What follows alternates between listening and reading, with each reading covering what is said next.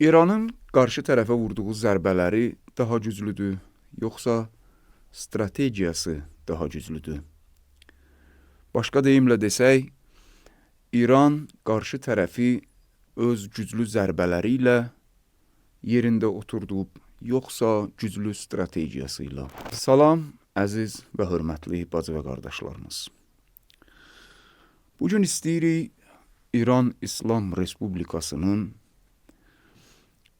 demək olar ki, axır zaman apokaliptik döyüşlər kimi dəyərləndirə biləcəyimiz son və həlledici tarixin həssas dönəmi olan və dönəmində baş verən bu müharibədə qarşı tərəfə vurduğu zərbələr və strategiyasından danışaq. Görəsən, strategiya daha güclüdür, yoxsa zərbələri bu işi həllidir? Sonda başa düşəcəyik ki, strategiyanın gücündən doğan zərbələrin gücüdür ki, qarşı tərəfi artıq yavaş-yavaş geri addım atmağa və bəzən də dəlisov və kör-körənə hücumlar etməyə məcbur edir. 7 fakta toxunacağıq ki, İran İslam Respublikası ümumi strategiyasını bu 7 faktla dünyaya göstərib və bu 7 faktın içərisindəki dəqiq və güclü zərbələri ilə bütün dünyanı heyrətdə qoyub. Ümumi strategiya bu 7 faktı əhatə edən ümumi strategiyası artıq Qərb cəbhəsinin də qəbul etdiyi üzrə düşmənin logistik və arxadan dəstək güclərini bir-bir deaktiv etmək, sıradan çıxarmaq və neytrallaşdırmaqdır. Bu 7 fakt ki, bu dediyimiz ümumi strategiyaya əsaslanır, hansılardır?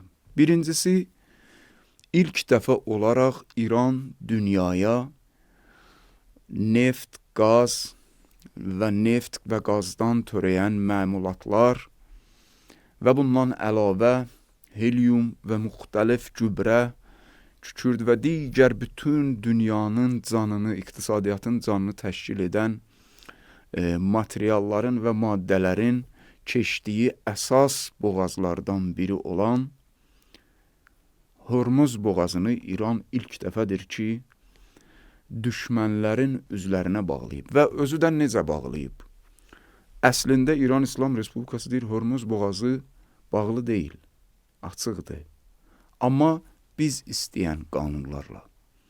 Son günlərdə 20-dən artıq ölkənin, o cümlədən Taylandın və bir sıra Şərqi Asiya ölkələrinin İran İslam Respublikasına çoxalan müraciətləri bizə bunu deməyə əsas verir. Onlar müraciət edirlər ki, bundan sonra sizin təyin etdiyiniz, müəyyən etdiyiniz çərçivələrdə və qanunlarla rüsumlardan tutmuş və digər bütün işləm qanunlarına əsasən Hörmüz boğazından keçməyə biz hazırıq.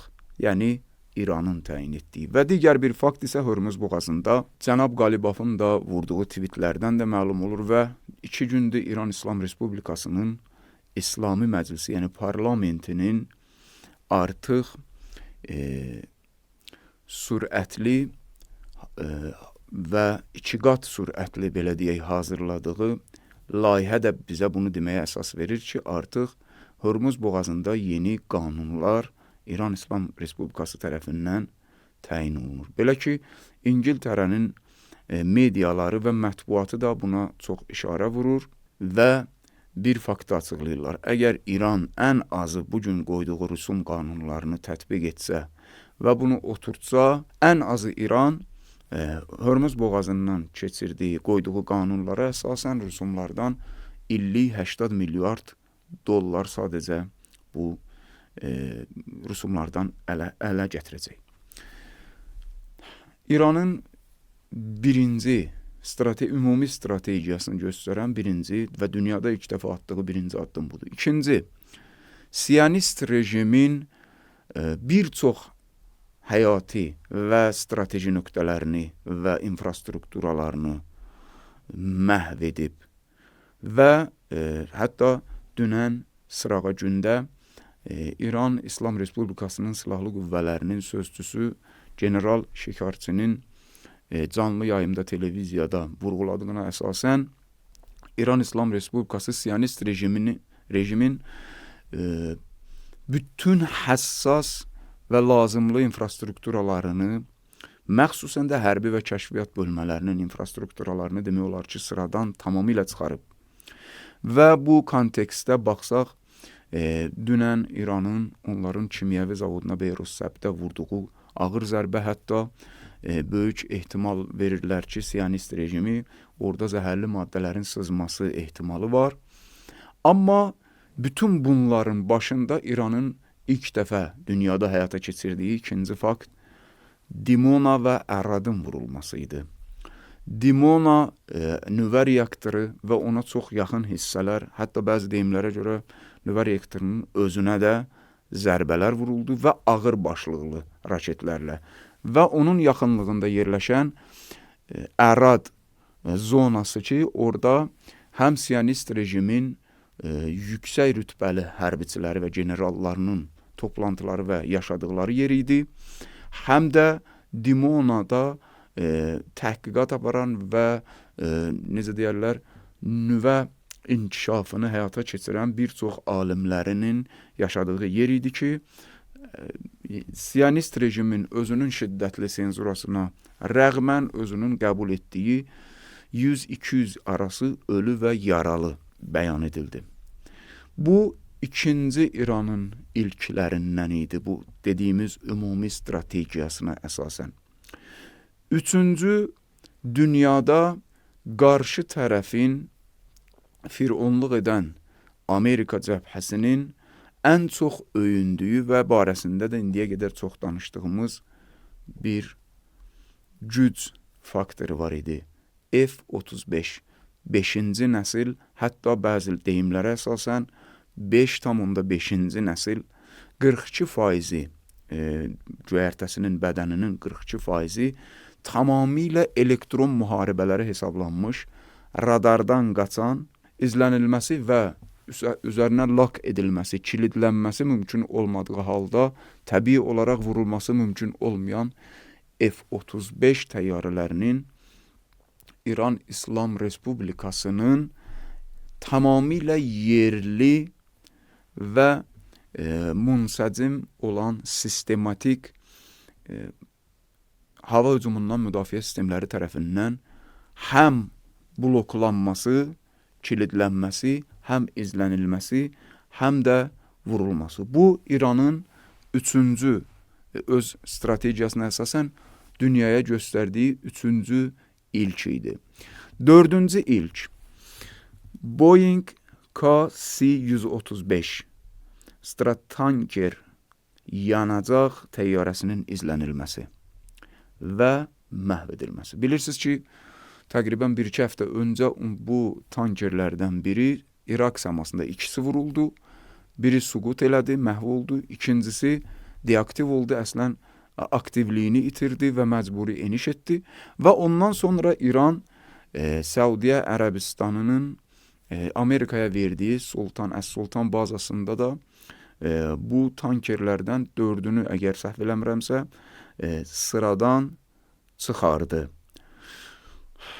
Bu, dördüncü fakt idi ki, İran ilk dəfə bunu dünyada həyata keçirdi öz strategiyasına əsasən. Beşinci fakt, Abraham Lincoln və Gerald Ford gəmilərinə və donanmalarına hücum və onların aktivlik və əməliyyat proseslərindən xaric edilməsi, çıxarılması oldu ki, bunları da bilirsiniz, Gerald Ford və Abraham Lincoln və məxsusən Abraham Lincoln ən böyük donanma, Amerikanın donanması və Abraham Lincoln təkcə müdafiə xarakterli radarlardan təşkil olunmamışdı. Böyük bir şəhər və ya şəhərci timsalında üzərində qırıcılar daşımaqla yanaşı müdafiə radarlarından əlavə mürəkkəb müdafiə radarlarından əlavə hücum xarakterli bir gəmi idi ki, Abraham Lincolnu ilk dəfə İran İslam Respublikasının kruz raketləri ilə 4 kruz raketi vuruldu. Bəzi yerlərdə 4 ballistik raketlər deyə bəyan olundu və Abraham Lincoln aktivlikdən kənarlaşdırıldı, qaçdı Ommanın arxa hissəsində gizlənməyə və son 2-3 gün ərzində yenidən zərbələr aldı uzaqlaşmasına rəğmən, amma qarşı tərəf Sentkan və Amerika həmişə olduğu kimi həqiqətləri bəlkə də təhrif etmək yolunda bir bəhanə gətirdilər ki, bəli, bu neft tankeri, gözlənilmədən neft tankeri gəlib bunu arxadan gizləndiyi yerdə, o məxfi olduğu yerdə vurub. Hər halda ikinci dəfə zərbə aldı. Gerald Ford'un da dastanını bilirsiniz, hansı rüsvayçılıqlarla deaktiv oldu. Hətta bir neçə gün öncə Qərbin mediaları Gerald Ford'un tamamilə fəaliyyətə qayıtmasının bəzi yerlərdə 1, bəzi yerlərdə 5 il vaxt aldığını, ən azı 1 il vaxt aldığını özləri etiraf etdilər. Bu 5-ci İranın strategiyasına əsasən dediyimiz ümumi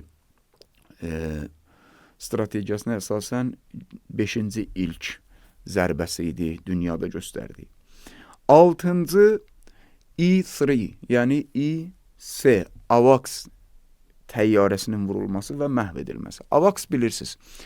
Biz əvvəlki proqramlarımızda toxunmuşduq buna da, hətta podkastlərdə də buna toxunurduq ki, İran İslam Respublikası strategiyası bu idi ki, və bu gün də qeyd etdiyimiz üzrə, əvvəl onların radar gözlərini sıradan çıxardırdı və böyük ölçüdə radar gözlərini sıradan çıxarmışdı ki, Amerika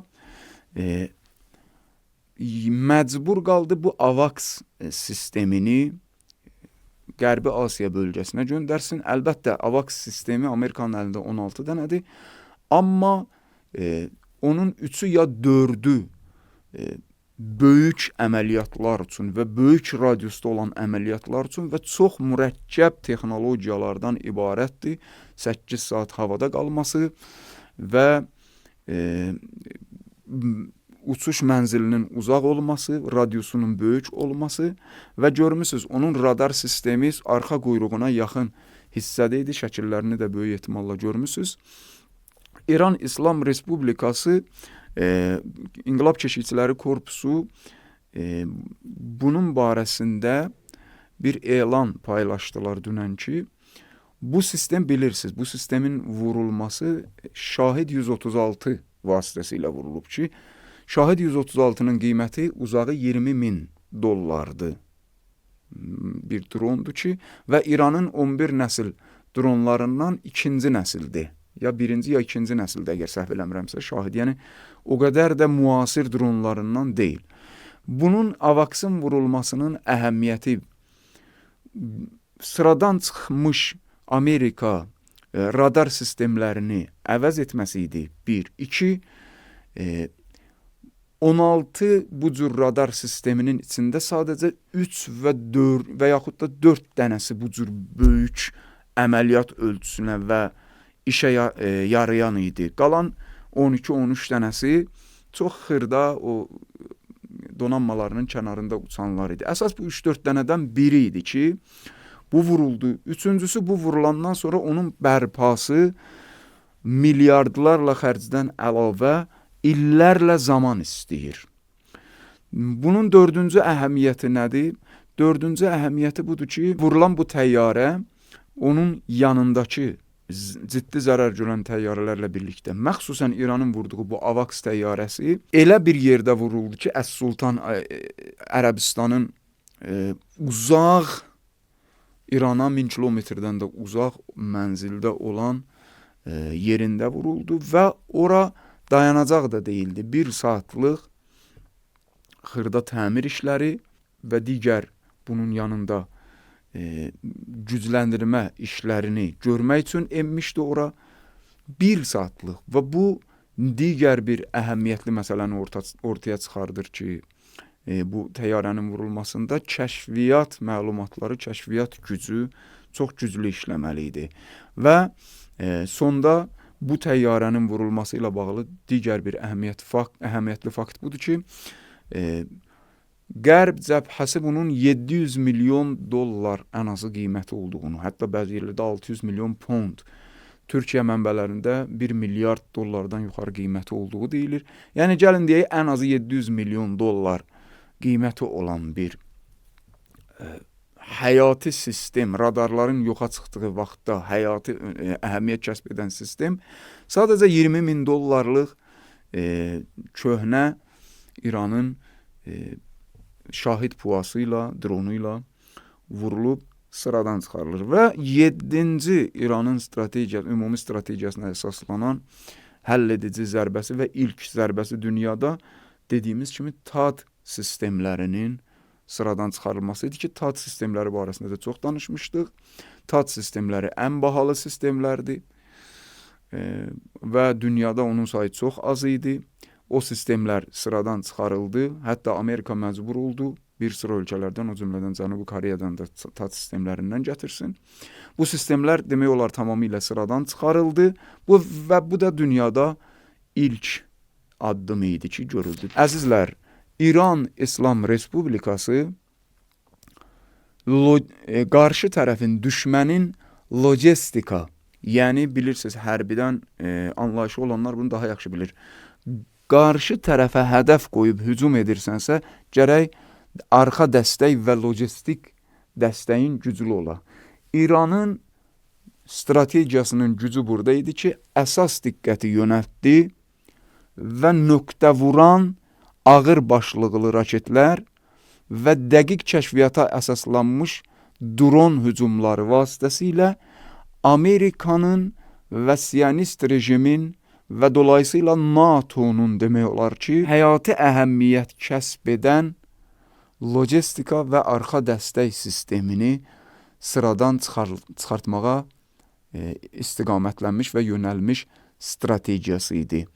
Və bu strategiya o qədər ilahi, necə deyərlər, inayət və lütf əsasında dəqiq sıradan çıxarıldı ki, və qalan hissəsi də sıradan çıxarılmağa davam edir ki, bu İranın zərbələrinin gücünün nə qədər çox olduğunu da dünyaya göstərir. Bir sözlə, İran bu strategiyası ilə sadaladığımız ən azı bu 7 ilklə 7 cəhətdə və 7 tərəfdən qarşı tərəfin boğazını öz əlində, ulğumunu öz əlində sıxıb, saxlayıb.